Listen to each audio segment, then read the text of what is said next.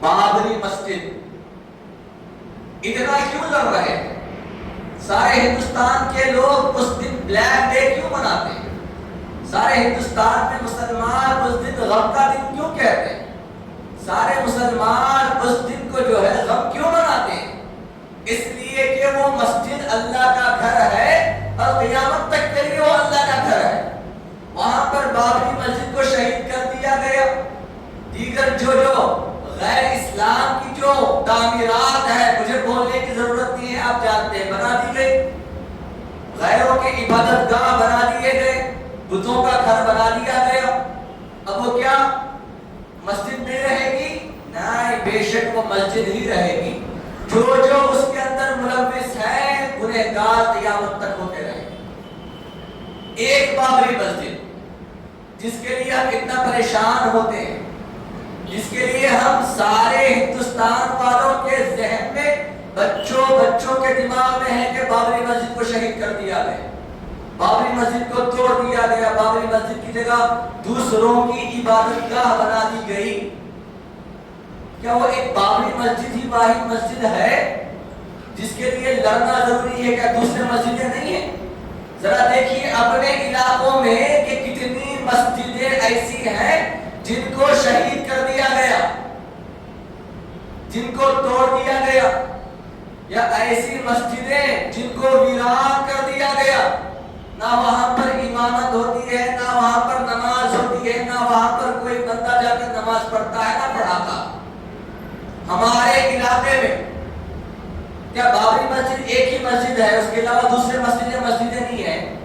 ہمارے علاقوں کی مسجدوں میں پڑھنا جتنا ثواب ہے، بابری مسجد میں پڑھنا بھی اتنا ہی ثواب۔ تو بابری مسجد کی جتنی اہمیت ہے، اسی طرح ہمارے علاقوں کی مسجدوں کی بھی اتنی ہی اہمیت ہے۔ اب ہم کو یہ سوچنا ہے کہ کیا ہم اپنے علاقے کی مسجدوں کو آباد رکھ رہے ہیں، اپنے علاقوں کی مسجدوں کو آباد کر رہے ہیں، اپنے علاقوں کی مسجدوں میں نمازوں کے لیے جا رہے ہیں؟ کئی مسجدیں ویران، ستاوٹ میں گیا تھا، قلعے کے اندر 2-3 مسجدیں میں نے اپنی آنکھوں سے دیکھا جہاں نماز نہیں ہو۔ ایسے کئی مساجد ہیں، یا تو شہید کر دی گئی، یا تو ویران ہو گئی، یا تو دیکھ بھال کرنے والا کوئی نہیں۔ کیا مسجد بنانا کمال ہے؟ تو مسجد کو سنبھالنا کمال نہیں ہے۔ اولیاء اللہ مسجد بنانے سے بڑا ڈرتے تھے، مصلی بناتے تھے، خانقاہ ہوتی، خانقاہوں کے اندر ایک الگ جگہ ہوتی، وہاں پر نمازیں ہوتی۔ مسجد بنانے سے بڑا خوف کھاتے تھے۔ پوچھا گیا کیوں؟ ارے مسجد کو اللہ کا گھر ہے نا، آج ہر گلی میں، ہر محلے میں مسجد بنا دی گئی۔ ہاں، جہاں ضرورت ہے وہاں پر بنانا ضروری ہے، فرض ہے۔ جہاں ضرورت ہی نہیں ہے مسجد بنا دی، کیا بات ہے؟ یاد رکھیں اولیاء اللہ کا دیکھیے قول کیا ہے۔ اولیاء اللہ فرماتے ہیں مسجد بنانے سے بڑا ڈر۔ کیوں؟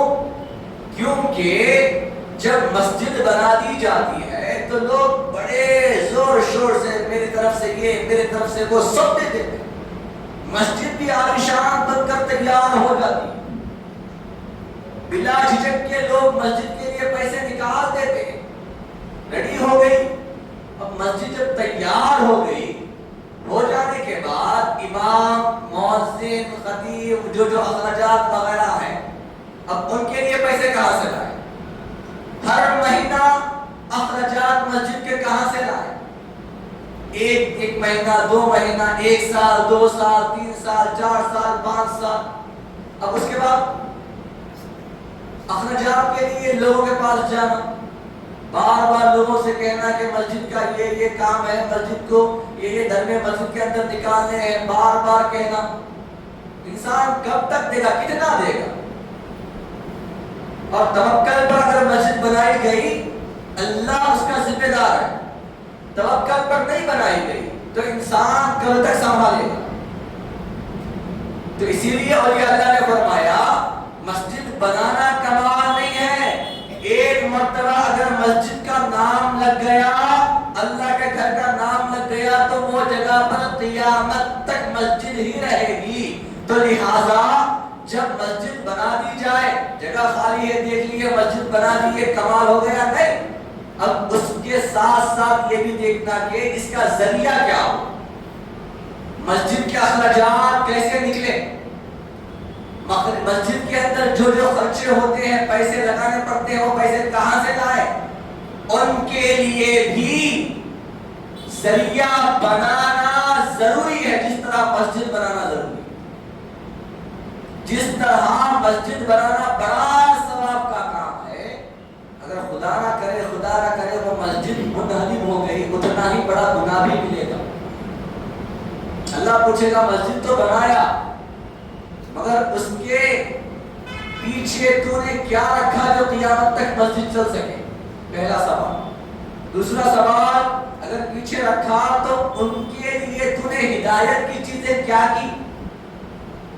مثال کے طور پر کوئی ایسے آدمی کو قبلایا گیا جو ایسا ذمہ دار ہو کہ اس کے بعد بھی جو قبلائے وہ بھی اچھا ذمہ دار کو قبلائے، اس کے بعد جو قبلائے وہ بھی اچھے ذمہ دار کو قبلائے، اور مسجد کے سنبھالنے کی طاقت رکھتا ہو ایسے آدمی کو قبلائے۔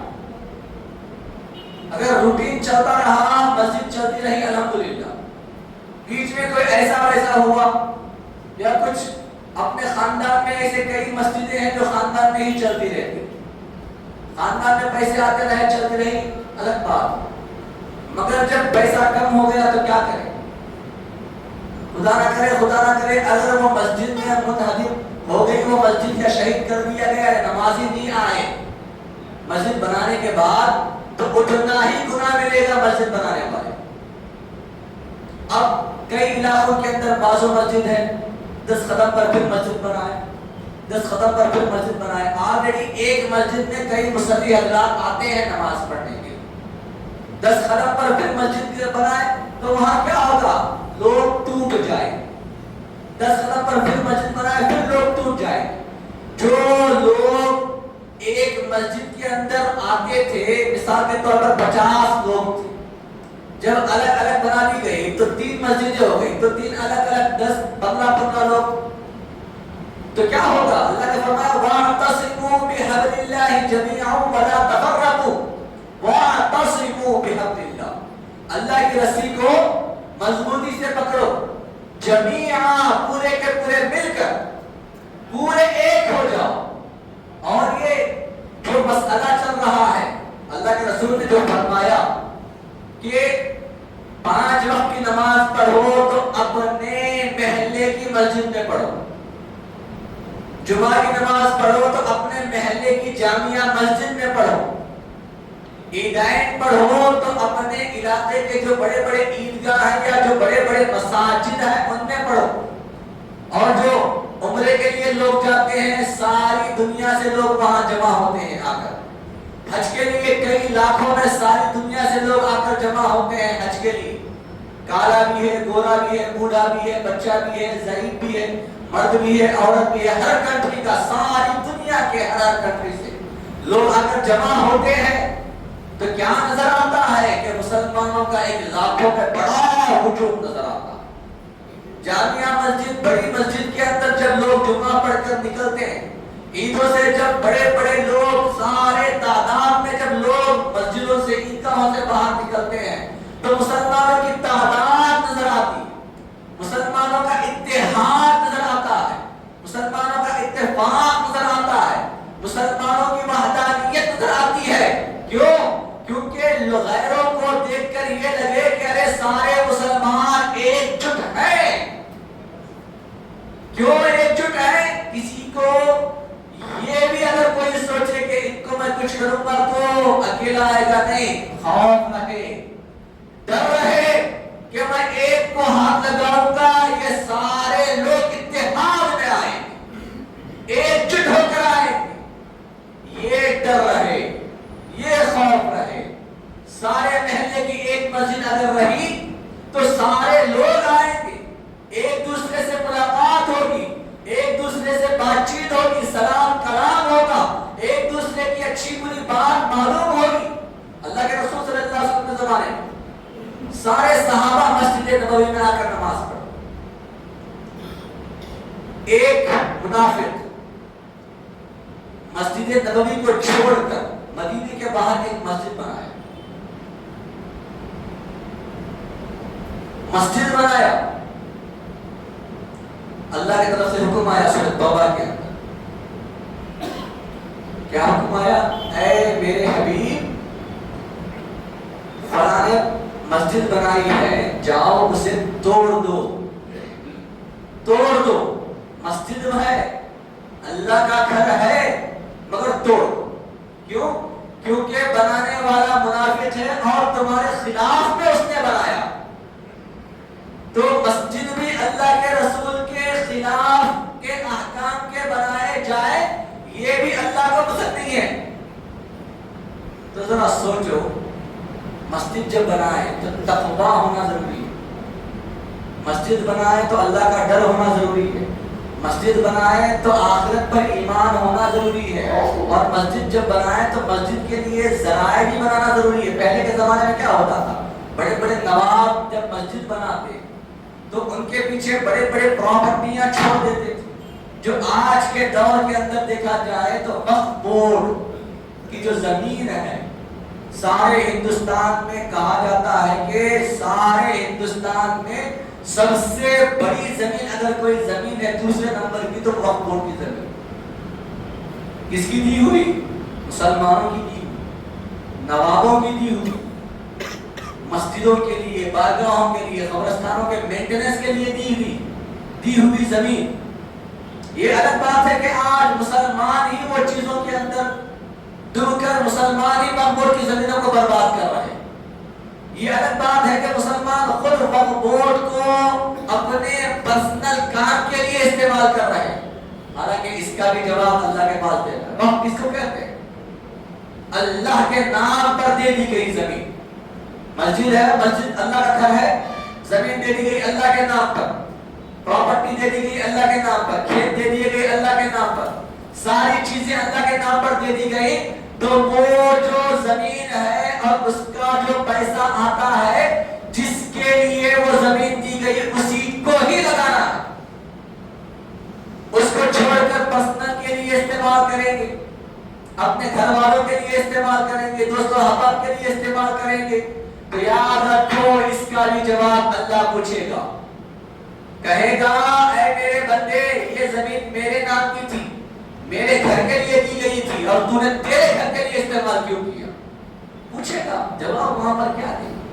والیوم الآخر اللہ نے کہا نا، اللہ پر بھی بھروسہ ہو اور آخرت کے دن پر بھی بھروسہ ہو۔ ایسے لوگ مسجد بناتے ہیں، مسجد بنانا کمال نہیں ہے، مسجد کو قیامت تک چلانا کمال ہے۔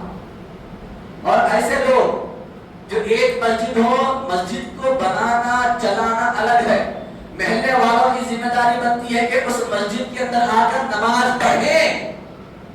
ایسے کئی لوگ جو 5 وقت مساجد کے اندر نمازیں چلتی ہیں، مسلمان ہیں باہر بیٹھے ہوئے، مسلمان ہیں مسجدوں کو نہیں آتے نماز کے لیے۔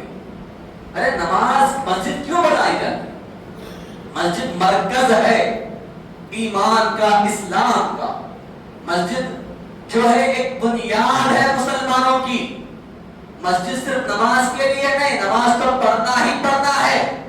مسجد کے اندر اللہ کے رسول کے زمانے میں جتنے مشورے ہوتے مسجد نبوی کے اندر ہوتے، جتنے واقعات کے معاملے میں جو تذکرہ ہوتا مسجد نبوی میں ہوتا، جہاد کا کوئی مسئلہ آئے مسجد نبوی سے شروع ہوتا۔ اور یاد رکھیں جنگ بدر کے اندر جو لوگ بچ گئے، جس کو قیدی بنا کر لایا گیا، ان کو بھی مسجد نبوی میں رکھا گیا۔ مسجدوں کے اندر ذکر بھی ہوتا ہے، مسجدوں کے اندر فقہ کے کلام بھی ہوتے ہیں، مسجدوں کے اندر تدریس بھی ہوتی ہے، مسجدوں کے اندر بچوں کو پڑھایا بھی جاتا ہے، کئی چیزوں کے لیے مسجد کام آتی ہے اور مرکز ہے۔ پتا چلتا ہے کہ یہ مسلمانوں کا علاقہ ہے، مسجد کو دیکھ کر معلوم ہوتا ہے۔ مگر آج کیا ماحول ہے؟ بڑی بڑی مسجدیں، عالیشان مسجدیں ہیں، مگر نماز پڑھنے کے لیے کتنے صفیں آتے ہیں؟ 1 صف 2 صف بمشکل 3 صف۔ جتنا مسجد بنانے والوں کو ثواب ہے یاد رکھیں جو مسجد کو آتے ہیں ان کو بھی اتنا ہی ثواب ملتا. ہاں جتنا مسجد برباد کرنے والوں کو گناہ ملتا ہے اتنا ہی اپنے علاقے کے لوگ اپنی مسجد کو نہ بھریں اتنا ہی گناہ ملتا. اللہ کے رسول صلی اللہ علیہ وسلم زمانے میں صحابہ سارے مسجد کو آتے. ایک دن ایک صحابی جو ریگولر آتے تھے نہیں آئے. ایک دن دو دن دیکھا گئے, پتہ چلا کیا بات ہے نہیں آ رہے, فوراً گھر کو چلے گئے. تو دیکھا گیا صحابی اس میں بیمار, مسجد کو نہیں آ سکتے. اس سے پتہ کیا چلتا, ہم کو سبق کیا ملتا؟ جب سارے محلے کے لوگ مسجد میں اکٹھا ہوتے ہیں, ایک دوسرے کا چہرہ دیکھتے ہیں, ایک دوسرے کو سلام کرتے ہیں, ایک دوسرے سے بات چیت ہوتی ہے, ایک دوسرے کے درد اور تکلیف میں خوشی میں شامل ہوتے ہیں, تو مسلمانوں کی اکتائیت باقی رہتی ہے. کیوں؟ جب ایک دوسرے کا چہرہ دیکھنا بار بار, ارے فلاں آدمی مسجد کو آتا, ہمارے ساتھ وہ بھی نماز پڑھتا ہے, وہ بھی نماز پڑھتا ہے, وہ بھی نماز پڑھتا ہے. سلام کرنے سے محبت بڑھتی. سلام کرنے والے کو 10 نیکیاں, جواب دینے والے کو 5 نیکیاں. جواب دینا ضروری ہے. سلام بھی ہوتا ہے, جواب بھی دیا جاتا ہے. ارے فلاں آدمی ملا تھا, کتنا اچھا ہے, سلام کرتا. فلاں آدمی ملا تھا, کتنا اچھا ہے, سلام کا جواب دیتا. پھر بازو گھر والے مل گئے, ارے ان کے گھر میں کچھ تکلیف ہے, ان کے گھر میں کچھ پریشانی ہے, ان کے گھر میں کچھ خوشی ہے, خوشی کا ماحول ہے, بچہ ہوا, شادی ہے, جو سارے محلے کے بارے میں اچھی اور بری خبر ہم لوگوں کے ذہن میں آتی. کتنا فائدہ ہے مسجد سے, مسجد کے اندر آنے سے, مسجدوں میں اگر نماز پڑھنے سے ایک دوسرے سے میل جول رہتا ہے, ایک دوسرے سے ملاقات رہتی ہے. مگر ہم ہیں کہ مسجدیں تو دیکھ لیے, مسجدوں کو چھوڑ کر ہم باہر بیکار پھرتے رہے. مسجدوں میں آنے سے ثواب بھی ملتا ہے, مسجدوں کے اندر آنے سے ایک دوسرے کی پہچان بھی ہوتی ہے, اور مسجدوں کے اندر آنے سے ایک دوسرے سے تعلق بھی بنتا ہے. باہر ہمارے 5 دوست ہیں تو صرف 5 ہی دوستوں سے ہمارا تعلق. مسجد میں آتے ہیں 50 لوگ آتے ہیں تو 50 لوگوں سے ہمارا تعلق بنتا ہے. مسلمان ایک مسلمان کو پہچانتا ہے, ایک دوسرے سے محبت بڑھتی ہے. کتنے فائدے ہیں مسجدوں کے. میرے عزیزوں آئیے مسجدوں, اور مسجدوں کا خیال آپ کو رکھنا. اپنے محلے کی مسجد ہے تو اپنے محلے کی مسجد کا خیال آپ خود رکھیں. ایک بابری مسجد ہمارے ہاتھ سے گئی, آج تک مسلمان جو سچا ہے اس کے دل میں تکلیف ہو رہی ہے, اور جب تک قیامت تک بابری مسجد جب تک نہیں بن جاتی جو جگہ دی گئی تب تک تکلیف بھی رہے گی. مگر ایسے کئی مسجدیں ہیں جو بابری نام نہیں ہے مگر مسجدیں تو منہدم ہو رہی ہیں. اس کی وجہ سے ہم کو تکلیف کیوں نہیں ہوئی؟ جو مسجدیں چل رہی ہیں ان کو ہم آباد کیوں نہیں کر رہے؟ ایک بابری مسجد کے نام پر بڑے بڑے ریلیاں کر لیے, بلیک ڈے بنا لیے, فلاں سب کر لیے. ایسے لوگ جو ریلیاں بھی کرتے ہیں, بلیک ڈے بھی بناتے ہیں, غم بھی بناتے ہیں, سب کرتے ہیں. سوال کرو ایسے لوگوں سے, تمہاری مسجد زندہ ہے کیا؟ تم نے قیامت تک اس کو زندہ رکھنے کا کوئی بندوبست کیا ہے کیا نہیں کیا ہے؟ یا تم آباد رکھتے ہو یا آباد کرتے ہو ایسے مسجدوں کو جو تمہارے علاقوں کی مسجدیں ہیں, تمہارے محلوں کی مسجدوں کو, جو ایک مسجد کی وجہ سے تم بلیک ڈے بھی کرتے ہو, ریلیاں بھی کرتے ہو, سب کرتے ہو. وہ مسجد گئی, تکلیف ہے, مگر تمہارے محلے کی مسجد کا تم آباد کرتے ہو یا سال میں ایک مرتبہ بلیک ڈے کر دینا, ریلیاں نکال دینا, یہی بڑا کمال سمجھ رہے ہیں؟ سال میں نہیں, دن میں 5 وقت اپنی مسجد کو آباد کرو, پھر دیکھو قیامت تک کون تمہاری مسجد پر انگلی اٹھائے گا. آج اذان پر بات چل رہی ہے کہ اذان بند کر دو, تکلیف ہوتی ہے. کیوں؟ کیونکہ وہ بھی جانتے ہیں کہ مسلمان مسجدوں میں بہت کم تعداد میں آتے ہیں, کسی کو کچھ فرق نہیں پڑتا. اگر یہی مسلمان جس طرح رمضان میں مسجدوں کو بھرتے ہیں اس طرح معمول دنوں میں بھی مسجدوں کو بھرنا شروع کر دے, مسجدوں کو آباد کرنا شروع کر دے, تو ان کی مجال بھی نہیں ہوگی کہ وہ مسجد کے اوپر انگلی اٹھائے. میں بڑی اہمیت والی بات کہہ رہا ہوں, بڑے اہم نقطے آپ کے سامنے بیان کر رہا ہوں. مساجد کے طرف سے, لوگوں کے طرف سے, مسلمانوں کے طرف سے. اور مسجد میں آتے ہیں, عالم جو ہوتا ہے, امام جو ہوتا ہے, اقتداء اس کی کرنا ضروری ہو. کیوں؟ کیونکہ ایک عالم، ایک مفتی جو ہوتا ہے، ایک امام جو ہوتا ہے، جب نماز پڑھاتا ہے تو نماز پڑھاتا ہے تو پیچھے جتنے مقتدی حضرات، جتنے مصلی ہیں، سارے کے سارے جب امام اللہ اکبر کہتا ہے تو سارے اس کی اقتدا کرتے ہیں، اس کے پیچھے رہتے ہیں، وہ اللہ اکبر کہتے ہیں، اللہ اکبر، جب تک وہ کھڑا رہے سارے لوگ کھڑے ہوتے، خود کی مرضی نہیں چلتی. کیوں؟ کیونکہ ہم جب کہتے ہیں، نیت کرتے ہیں امام کے پیچھے، تابع اس امام کے تو اس امام کے پیچھے، جب وہ رکوع کرے تو ہم رکوع میں، جب وہ سجدے میں جائے تو ہم سجدے میں، جب وہ کھڑا رہے تو ہم کھڑے رہیں، آدھا گھنٹہ بھی وہ کھڑے رہے تو ہم کو کھڑے رہنا ہے.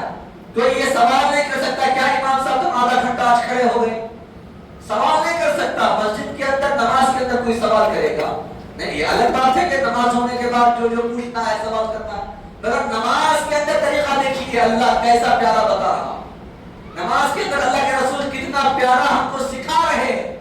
اور امام صرف نماز کا امام نہیں ہوتا، سارے محلے کا امام ہوتا. خطیب صرف امام اور خطیب جو ہوتے ہیں صرف مسجد کے لیے نہیں ہوتے، سارے محلے کے لیے ہوتے. سوال جواب ہو، کچھ پوچھنا ہو تو فوراً آ کر ان سے پوچھا جائے.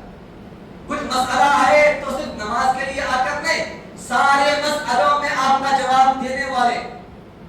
کچھ بھی ہو تو پہلے ان سے مشورہ کرنا ضروری ہے، کچھ بھی ہو تو پہلے ان سے سوال کرنا ضروری ہے. محلے میں جو بھی ہو رہا، یہ ہوتی ہے امام اور خطیب کی ضرورت. ابھی 4 صفوں میں نماز پڑھا لیے، یہ کمال نہیں ہے 4 صفوں کا امام نہیں. جس طرح تم نماز میں اس کی اقتدا کرتے ہیں، اسی طرح اپنی زندگی میں بھی اس کی اقتدا کرنا آپ کے لیے ضروری ہے. یہی تو مطلب ہے محلے کی مسجد کا. محلے کی مسجد کا مطلب یہ نہیں ہے کہ آؤ نماز پڑھو چلے جاؤ. میں نے کہا 50 لوگ آتے ہیں تو 50 لوگوں سے ملاقات ہوتی ہے، تعلق بنتا ہے، ایک دوسرے سے محبت ہوتی ہے. جب معمولی مصلیوں سے جب محبت ہوتی ہے، امام وہ ہوتا ہے جو تمہاری ملاقات اللہ سے کراتا ہے، اس سے محبت کیوں نہیں ہوگی؟ اب جب امام نماز کے اندر تم کو جب رکوع میں لے کر جاتا ہے تو رکوع میں جاتے جب تک وہ سلام نہیں پھیرتا، تم کو اصل تمہارے لیے یہ ہے ہی نہیں کہ جب تک وہ سلام نہ پھیرے تم سلام پھیرو.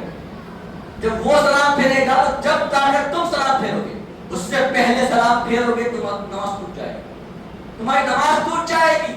جب تک وہ سلام نہ پھیرے تم سلام نہیں پھیر سکتے، جب تک وہ رکوع نہ کرے تم رکوع نہیں کر سکتے، جب تک وہ سجدہ نہ کرے تم سجدہ نہیں کر سکتے. یہاں ہمیں سمجھنا یہ ضروری ہے کہ جس طرح ہم امامت کے لیے ایک امام کو چن لیے ہیں، اس کی اقتدا کرتے ہیں، تو اس سے ہمیں یہ سمجھ میں آتا ہے کہ ہمارے مذہب کے اندر اسی طرح ہم ایک قائد کو، ایک بڑے مفتی کو چنے اور اس کی اقتدا کریں، اس کے جو بتائے ہوئے باتیں ہیں اس پر عمل کریں، اس محلے کے اعتبار سے.